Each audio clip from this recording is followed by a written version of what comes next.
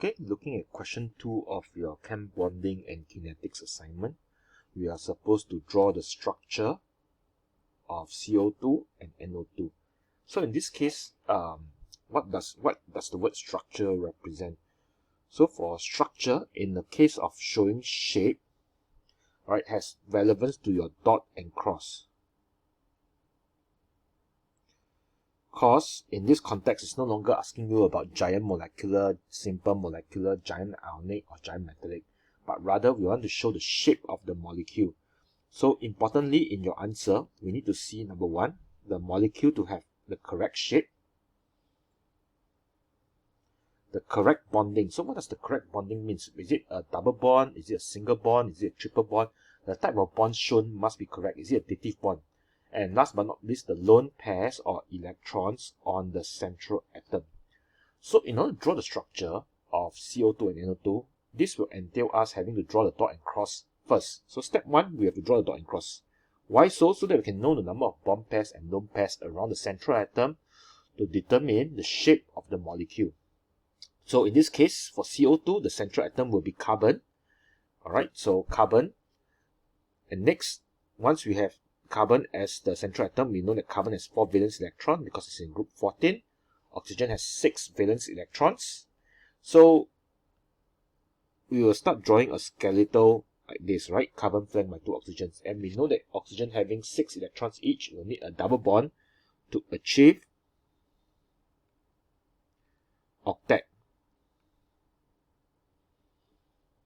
Alright, so similarly we do that for the other oxygen. And you can see clearly I've drawn in 6 crosses for this oxygen on the right, 6 crosses for the oxygen on the left, 4 dots for the carbon in center. And in this case, all of the atoms in CO2, oxygen and carbon all has 8 valence electrons, which means you achieve octet. So if you take a closer look at CO2 now, CO2 has a double bond here. It has a double bond here. Right, so it has 2 bond pairs, 0 lone pairs. Right, 2 bond pairs, 0 lone pairs will mean that it's going to be linear. Alright, so in this case, we will draw CO2 as a linear molecule with a double bond. Alright, so you can see the double bonds over here, show the correct bonding, show the correct shape, it's linear, I draw it in a straight line. And since on the carbon atom itself, carbon atom has no lone pairs, right? All the electrons are involved in bonding, and that's why there's no need to draw any lone pair on the C. So this is how you draw the structure of CO2. Now for NO2, N will be the central atom. Alright, and N being in group 15 will have 5 valence electrons. Oxygen similarly in group 16 will have 6 valence electrons. So in this case, I have my N atom surrounded by 2 oxygen atoms. So if we repeat the same trick that we did earlier on, we try to achieve octet for your oxygen.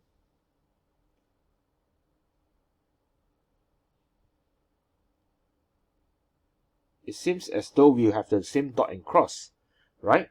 Oxygen has octet because it forms a double bond. Oxygen, the other oxygen has also octet, but it also forms a double bond.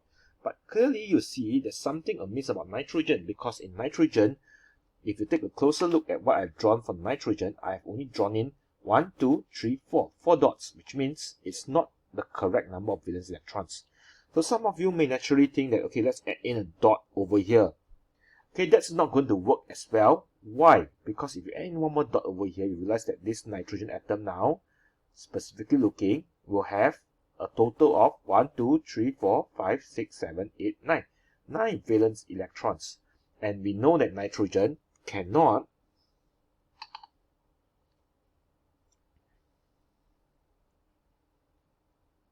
expand octet. Why so? Because nitrogen is a period 2 element, does not have energetically accessible and vacant 3D orbitals to expand octet. Okay, so this ties in with what we learned from atomic structure, period 2 elements, you only have n equals to 2 quantum shell, which means you only have a 2s and 2p. So a total of only 8 electrons maximum, alright? So in this case, this dot and cross will therefore be invalid. So how then do we draw the correct dot and cross for NO2? Okay, so we can adopt similar approach, N as a central atom, but now instead of a double bond for both oxygen, I'm going to propose only one double bond for one of the oxygen. Alright, so I have a double bond with N with one of oxygen. This N has this oxygen on the left hand side has already achieved its octet. But instead of forming a double bond here, in order to prevent N from expanding octet, what can I do? I can now consider forming a dative bond. Okay, so I form a dative bond. So in this case, you can see clearly I draw the 2 dots for nitrogen. It's a dative bond to the oxygen. Oxygen on this hand still achieves its octet. This oxygen on the left hand side also achieves octet. And last but not least, to draw in the one more electron from nitrogen, because nitrogen has 5 valence electrons.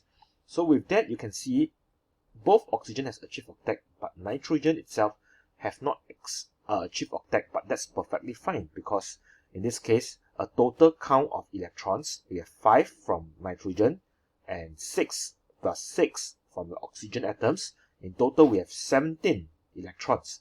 That is not possible to achieve octet for every single element in NO2. But in this case, N did not expand octet, so that's perfectly fine. And if you guys recall, this is also precisely the reason why NO2 is very reactive, because of this single unpaired electron. Right, your unpaired electron, which indicates that this is going to be a radical. So if you guys recall the example that we went through in dimerization, two NO2 molecules rapidly dimerizes to form N2O4, because if I have another NO2 on the top, you can almost imagine that these two NO2 will form a single covalent bond to dimerize to form N2O4. So in this case, if you take a closer look at NO2, NO2 now has 2 bond pairs, 1 bond pair here, 2 bond pairs here, a dative bond, a double bond, but it's still considered as bond pairs, and a single lone, 1 lone electron. A lone electron is different from a lone pair, but this will result in this molecule not being linear, and therefore it's bent. Alright, and that's how we represent NO2. Alright, so the correct dot and cross is shown over here. Similarly for the dot and cross for CO2. Alright, so you can see clearly the dative bond over here, the lone electron over here. So notice in this case, when we want to draw the lone electrons for N, we have to represent using dots. Okay, the lone electrons or lone pairs on the central atom, we have to use dots to represent them. Okay, so that's part A, part 1 for structure.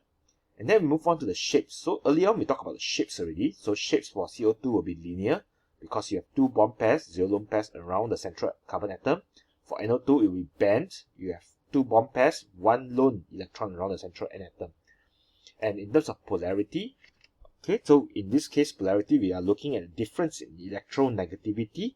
We have delta minus on the oxygen and delta plus on the carbon, because oxygen atoms are generally more electronegative. So as a result, if you draw the dipole moments will be directly pointing away from each other, and as a result, NO2 has no net dipole moment, and therefore this will imply that it's going to be non-polar. Alright, so the dipole moments are directly opposite each other, it cancels out. Whereas for NO2, the dipole moments on this hand, because O is more electronegative, the 2 dipole moments are pointing towards the oxygen. So as a result, if I resolve the 2 dipole moments, I'm going to have a net dipole that points downwards towards the oxygen end of the molecule. And that's why, in this case, NO2 will be polar. Alright, so no net dipole moment for CO2, but net dipole for NO2. And as a result, this has implications for the intermolecular forces of attraction. CO2, you have your intermolecular ID, whereas for NO2, you have your intermolecular PD. And this will be the answer subsequently for the structure and bonding to explain why NO2 has a higher boiling point than CO2. So in this case, the word structure and bonding is something that we repeatedly revisit in question 1. The word structure and bonding means that we're looking at the giant molecular, simple molecular, giant ionic, and giant metallic. So in this case, both CO2 and NO2 have simple molecular structure, so be upfront with the answer. Highlight the types of structure, simple molecular. Now, the case of NO2 and the CO2 from the analysis earlier on, we know that CO2 is non-polar, NO2 it's polar, yes, PD.